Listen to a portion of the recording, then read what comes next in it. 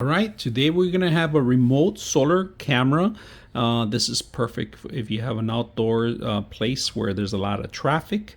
You could program this with the AI system to capture through an actual cloud system or through an SD card. Included with it, you get an actual solar panel, the mount for the solar panel, and the actual mount for the camera itself.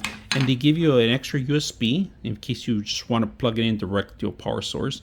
You are going to need the application. You are going to need to register. We're going to set it up, and they give you options to buy the cloud system, or there's another option that I'm going to show you.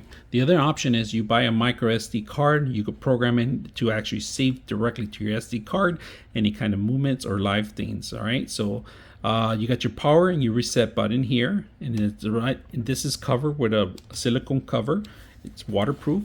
Antennas. This is a 2.4 hertz, not a 5 hertz. Just make sure when you're programming it, you're programming to a 2.4 hertz. All right. So we're going to set it up, and we're going to give you a demo of night and day. What we're going to do when you get the manual to get the application, you could go to the Apple Store or the Google Play, but they give you these two barcodes that you're going to be able to download. One's for Google, one's for Apple. We're going to go ahead and capture with our camera an Apple barcode and see how it looks. So I'm going to cover this out, hit that link. It takes you directly to download the application, and this is the Cloud Edge is called. So we're going to go ahead and get it. All right, we're going to set up an application. We got the application already, the Edge Cloud set up. We're going to add a new camera, and what you want to do is make sure you turn this on, and you're going to take out any plastics and start using the barcode. It's going to scan this barcode. Once it scans the barcode, we're going to get set up right now. So let's go ahead and do that. 5 to 8 inches from the lens.